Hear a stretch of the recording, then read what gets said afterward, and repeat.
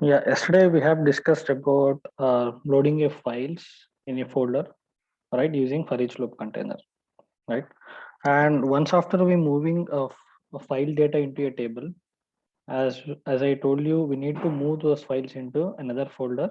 Why? Because if the next day again same file comes, it will sit here, or while copying and pasting, it may cause file name already exists, or the same file data again it may load into our destination table, so duplicated data will be loaded, right? So to avoid that, whatever the data we have loaded for today, we should move these files to another folder, right? So that we have to create another folder which is archive. Either you can create within the main folder, or we can create it anywhere in your local desktop, right?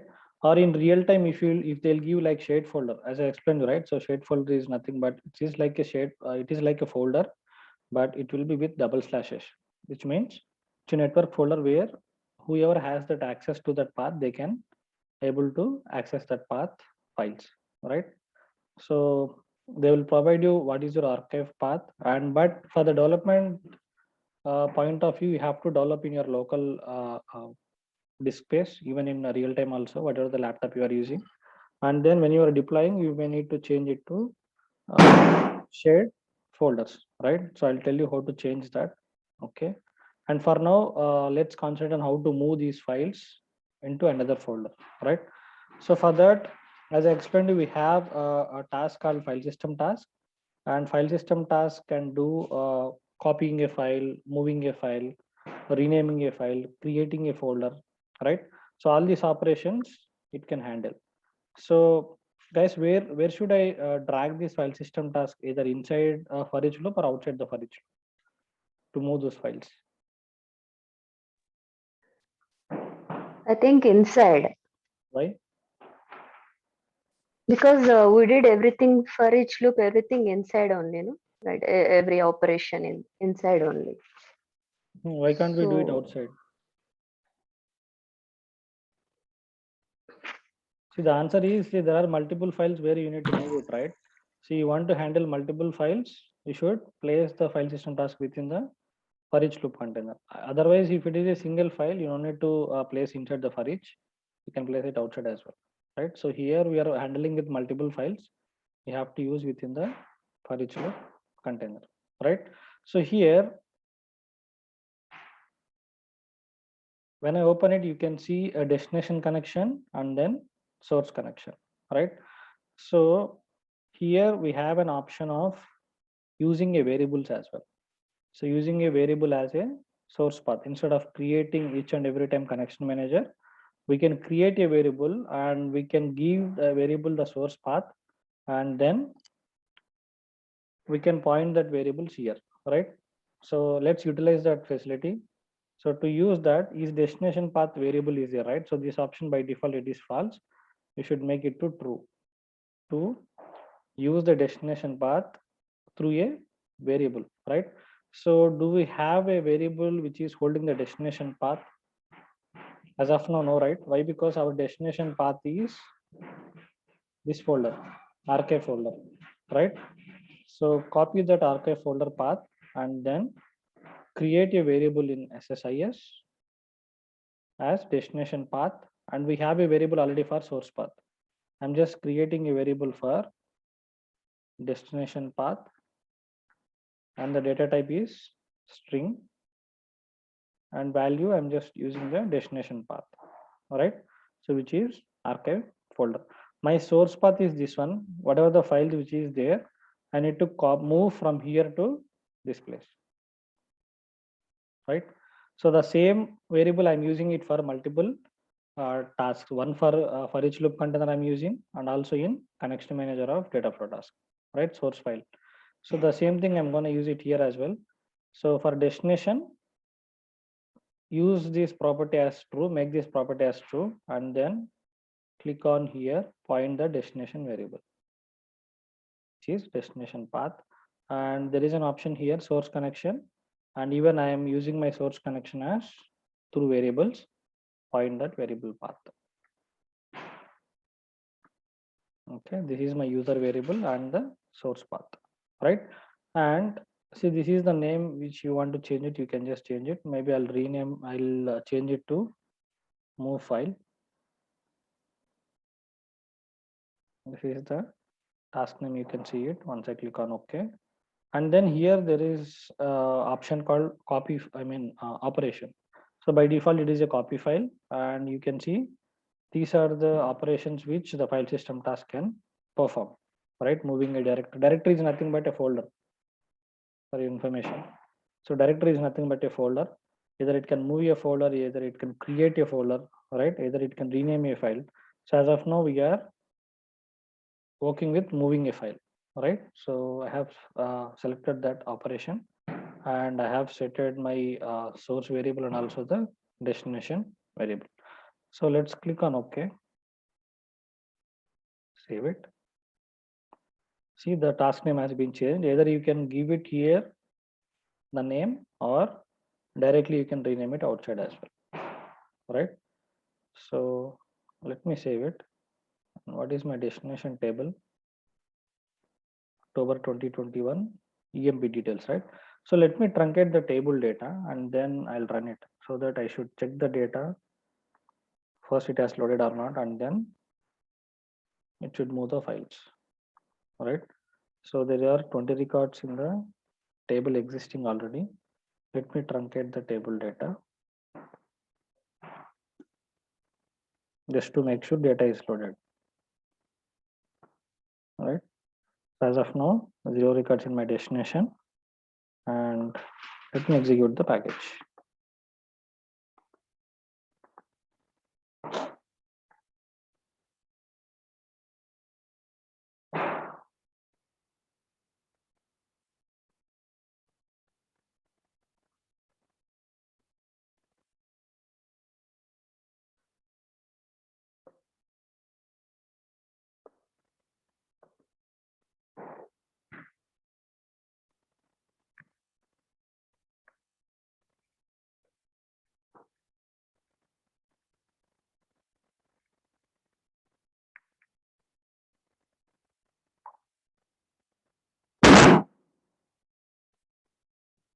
Okay, so it has successfully executed. So let's come out of the debug mode and check it. So first we have to check the data has been loaded or not. Data is loaded, and go to your folder. Can you see your files in the archive folder, right? And just check it whether you have the files in source folder. So there is no file except the text file. Why? Because we are loading only .txt files, right? So that's why. And you can see it here in the archive folder. Clear, guys? The files have been moved.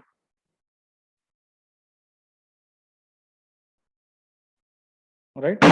So let's say I'm trying to rerun the same files. Let's say tomorrow again the source files came in the source folder.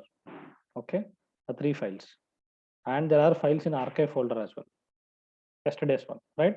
So if I execute the package again, let's say tomorrow, assume that I'm executing the package again tomorrow. Let me execute.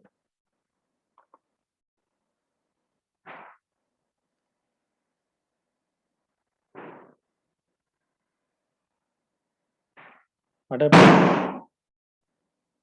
The task got failed, right? So let's go to progress. Check it, what it is saying.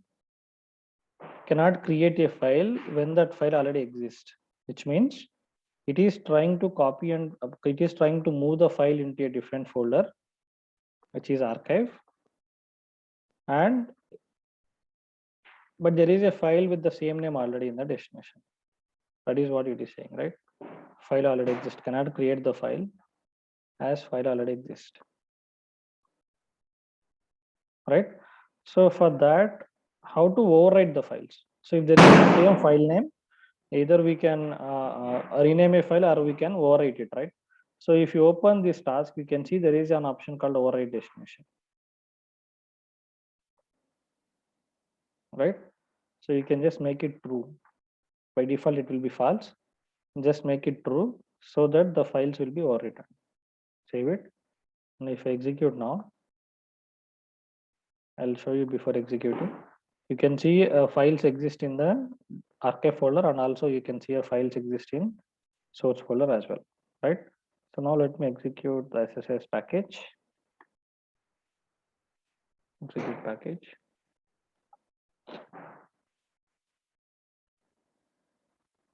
Right, so it has executed thrice. So let me come out of the execution mode and let's cross verify. So we can't see files in the source folder, and whereas you can see in the archive folder where it is overwritten.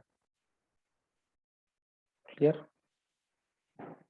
Any doubts, guys? With the for each loop container, the process, and then the file system task. And guys, when you are practicing, you can practice remaining all operations. It's easy only, right? So Hello, Amar. I have one small doubt. mhm. Amar, for example, we did this transaction for loop container operation for today. So Mhm. for the same, as you said, same files we need to again make a for loop for tomorrow also with the same names.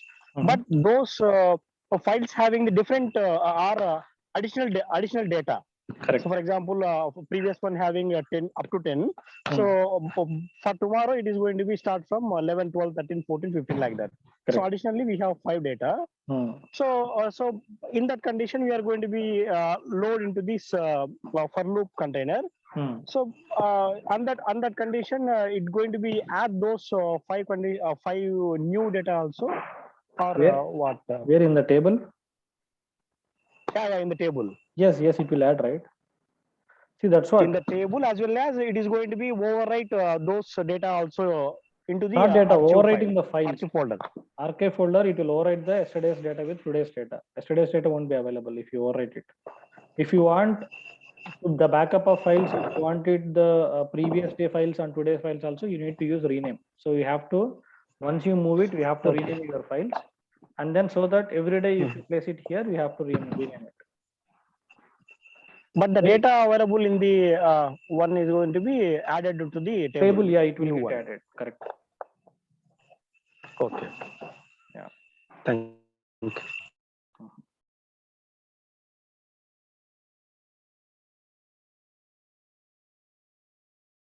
Any other questions?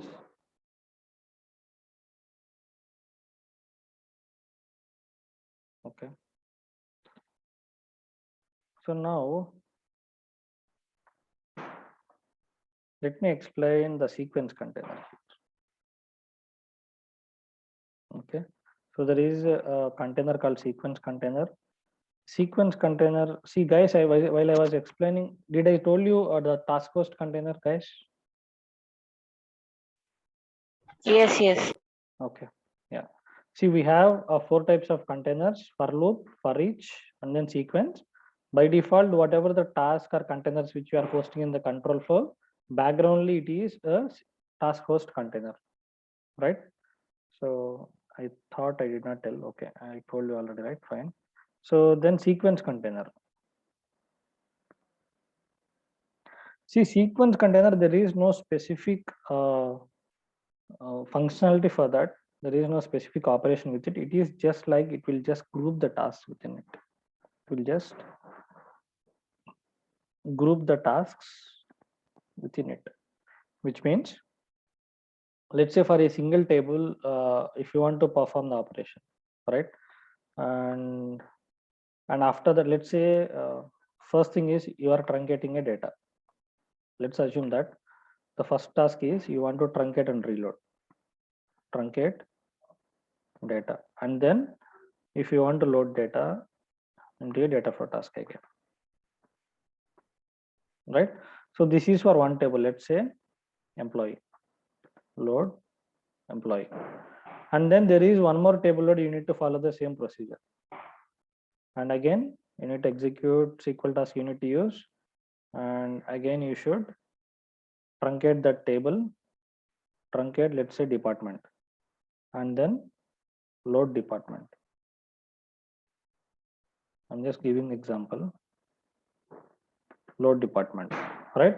So do I need to give like this?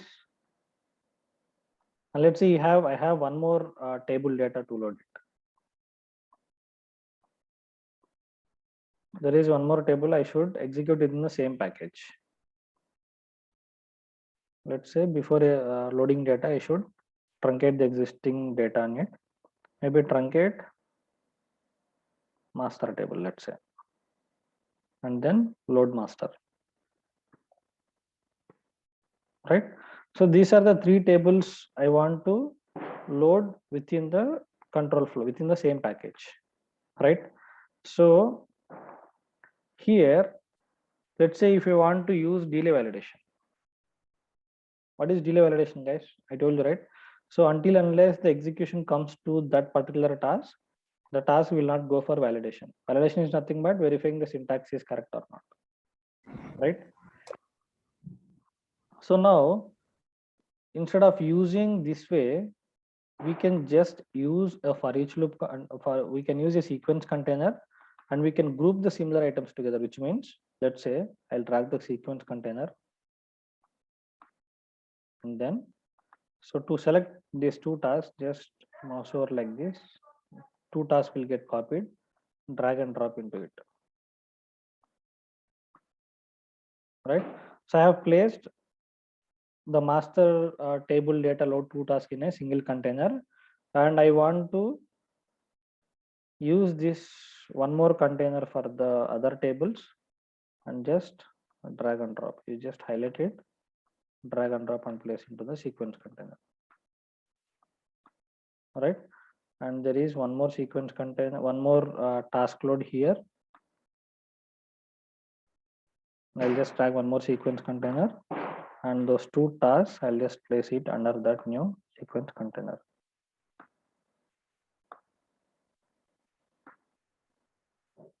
Sorry, sometimes it will go off. Okay, drag and drop within it, right? So which way the look and feel is good, guys? So using the grouping the task within the sequence container is better, or leaving the task as it is inside the control flow is better. And then this not only groups the similar task, right? You can just rename the sequence container to master. You can get to know, and then here emp, and here department, right? So now if there is a dependency between these tasks, so you can connect it between the containers, right? So if you want to load once after the master load data is completed, then only if you want to load employee, you can just give the connector like this. First this container will run, and whatever the task within it will execute, and then execution will go on to the second container, second sequence container. And if you want to run these three parallelly, you can run it like this, right? Clear? So the main purpose of sequence task is grouping the similar tasks together. Similar tasks in the sense, here these are the two similar tasks which are operating to load data into a master table. One is the truncate, the other one is data loading. And then this is another table loading, and where I'm keeping it in a single sequence container. And I told you, right? So delay validation is the property where execution we can get delayed, validation we can get delayed until the execution comes to that particular task. So if you want to give it, earlier I told we should click on the task and then go to properties, and we should make the delay validation to true, right? So but if you use it sequence container, instead of doing for each individual task within it, we can set it for sequence container once, make it true. It will work for the task within it, no need to set individually. If you set the properties for sequence container, all the tasks within it will also get utilize that property, right? Those are the two uses of the sequence container. First thing is it will group the similar tasks together, and if you want to set any individual properties for each and every task, and if you place those tasks within the sequence container, if you give it the property for sequence container, it will applicable for other tasks within it, right? Any questions, guys, on this explanation? See, in real time also, just the similar task will keep it within the sequence container, and when you execute it, it will just run it. That's it. So if you want me execute, So let me delete the data flow task. And let me use execute SQL task only. I'll just try in the plain select statement. That's it. And I'll show you how the execution will be. I'll just use plain select 0. And then here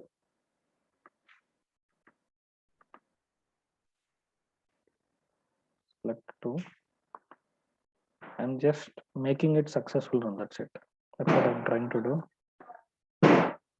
And configuring execute SQL task will be easy. That's why I'm using it.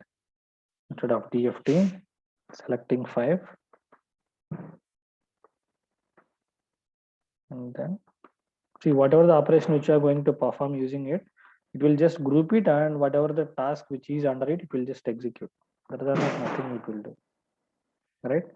So now let me save it. If I execute, we'll see what happens.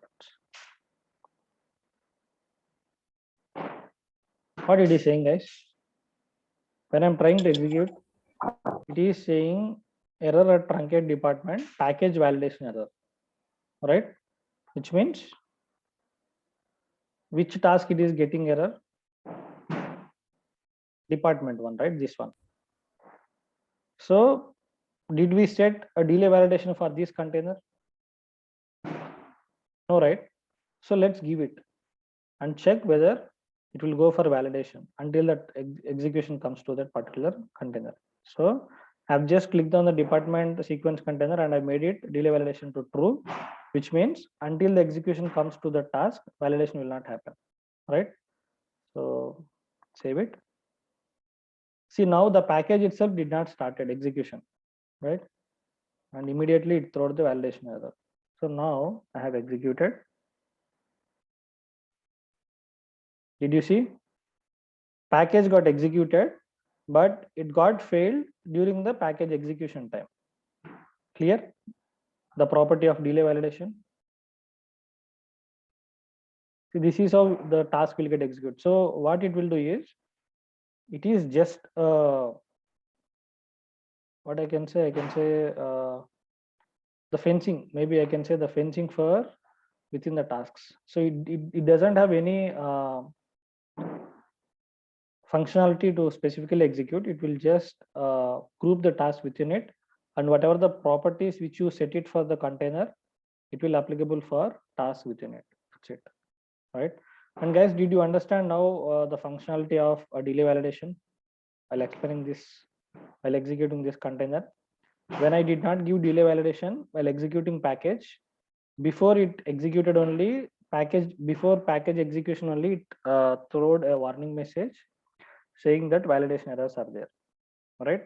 But when I had given delay validation for this container and package executed, and once the execution comes to this container, it got failed due to validation issues. Clear, guys? The delay validation property and the sequence container. Yeah, Amar, for department, though we didn't give any connectors, then also that SQL container showing error. We didn't give any connector, no? Just to When we did create not it. give container, what it will do? It will go for parallel execution, right? Oh, okay. What is parallel execution? You know, right? I think I explained it. Yeah, Parallel yeah. execution.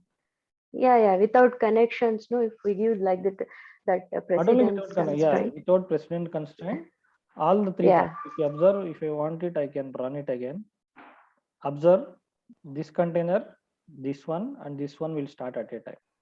And once it gets completed, this one will get executed. Why? Because we have used here a precedent. Precedence. constraint. Yeah. So let me show you that as well.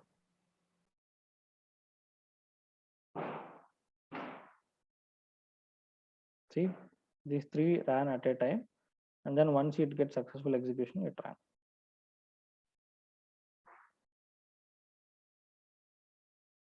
Everybody clear?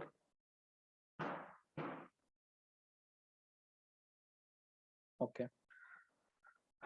And the next task is send mail task.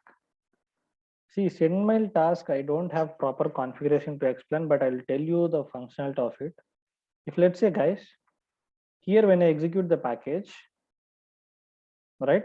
So this task is getting failed, this container, right? So when this container fails, if I want to send out an email to the team, how can you do it? So if it fails, how to execute this one? What should I need to change here? When this fails, I have to execute this one. What exactly I need to change? I need to Failure change in the department. precedent Failure. constraint, right? So I should change it to failure, which means if this container fails, this endmail task will get executed. And if I open this task, you can see a general tab, which means the naming conventions, and that's up to you whether you want to change it or keep it as it is. And then if I click on mail here, you can see SMTP config connection. SMTP is nothing but simple mail transfer protocol, which means each in every organization, even for Gmail also, will be having some connection where we can receive or send emails, right? So that domain, we don't have it here with me, right?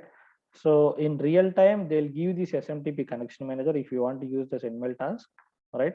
So mostly we'll not use it, but if you want to use it, they'll give the SMTP connection manager.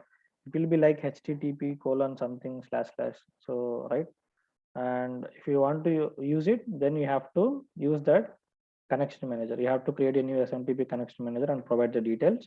And here the option from is nothing but your email ID. You have to give it from, and to is, right, to whom you want to send out an email through this task. And CC, BCC, you all know. CC is nothing but whoever you want the secondary emails. You can just use BCC, means it is just masking the email IDs. So, and you can give it here. Subject, that's up to you. You can write your own words, and then message source, right? Attachments if there is any. So this is not sendmail task is majorly used whenever any task fails or successfully executes. Also, you can send out an email to the specified users. So that's the basic purpose of a sendmail task. In real time, we need to use SMTP connection manager to work sendmail task, right? So as of now, we don't have it here. So that's what I can explain about this. So even you can say, right, sendmail task is basically used to send out an emails whenever any task fails or successful executes. Also, we can send out, right? So after successful execution, you want to receive email, you can. But majorly each and every task, if each and every task executes, we cannot send email, right? So successful execution of a package will send it, right? So that I'll explain how to send it after successful executing of a package when I'll explain about jobs.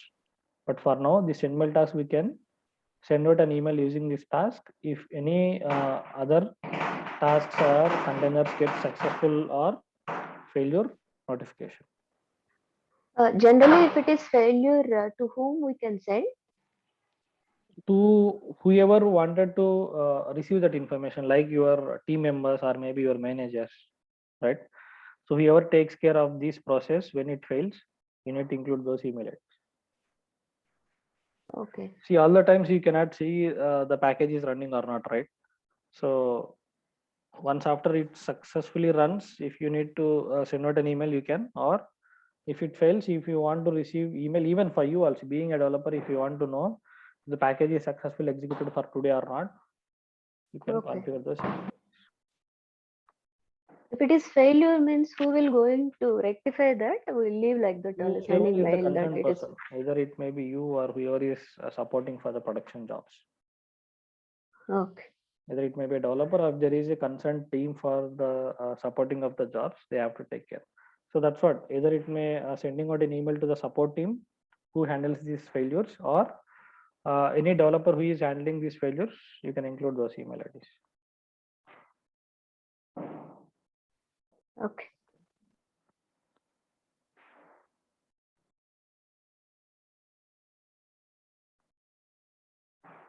Bulk insert task, execute package task. Yeah. So I just want to show you execute package task. Yes, I'm just enabling one task within this package, which is load department. Okay, for this one. So I'm going to explain now execute package task, I think, which I didn't include here, but I'll explain few other which I did not include. See, basically execute package task. Execute package task is nothing but if you want to execute another package within the current package, right? So let's say you have created a package where you want to load few tables, and once after this package runs, or during this process only, if you want to run another package within this package, you can execute that package using execute package task. And if you open it, you can see, and with the general tab, this is just the naming conventions. Go to package, and here you can see reference type, right? So what is your reference type? So it is the project reference or external reference. External is nothing but wherever you have saved the .etxx file. If it is project reference, means within the same project, right? And then you can see there is an option called package name from project reference. See, whatever the package names which you have created in the solution, you can see it here, right? So these are the two packages I have in my solution. Let's say I want to execute in control flow task package, the basic data load package I have to execute here. That is what I have selected, right? So this is the package I want to execute within the current package, right? If there is any password for that package to open, we have to give it, otherwise leave it, and the rest all not required. So click on OK. What I'm going to do is within this package, I'm going to execute the basic data load package, and where I have enabled only this load department, right? So now what I'm going to do is I'll just right click and execute the task here. Let's see what it will do.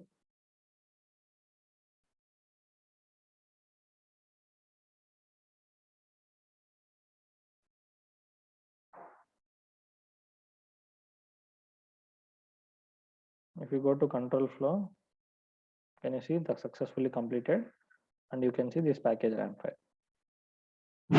All right. So that's the purpose of execute package task. If you want to execute another package within the current package, you can execute by using execute package task. Clear? The scenario is up to you. In real time, if depends on the scenario, we'll use it, but mostly we'll not use. But there is a task which can do that operation if you want to execute another package within the current package, right? So just remember that if you get a scenario in your project, you can use this one, otherwise leave it. And then there is one more tasks which these are which not much useful, but you should know it. Execute process task, right? So execute process task is nothing but, if you go to process, you can see here working directory, executable something, right? So basically execute process task is used to zip or unzip your files, right? Say let's say here we have a source folder and archive folder, right? Let's say these files are zipped. Let's assume that this folder is zipped, the source file folder is zipped. So first you want to unzip it, and if you want to extract it, then you can use this execute process task to unzip it or zip it, right? Here in the executable, you have to, right, in the market we have zipping softwares like WinRAR, right? So you have to install that software here to use this execute process task. And working directory in the sense to which folder you want to unzip it, right? So these are the few settings you should change it to get it work, all right? And you have just remember it in interview, if they'll ask you, just tell, otherwise it's not much useful. Execute process task. Okay.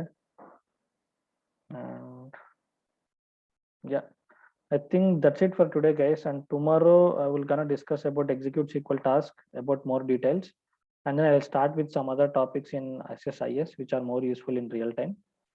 And yeah, tomorrow and day after tomorrow we'll try to finish SSIS. If not, the final class will be on Sunday, 40 minutes. And tomorrow, day after tomorrow, I'll try to take 1 hour class. Okay. Yeah, thanks for joining, and wish you happy Diwali, guys, and enjoy. Yeah. Thank Happy you. Diwali too. Yeah. Wish you the same, sir. Thank you. Thank you all. Take care. Wish you the same, sir. Thank you.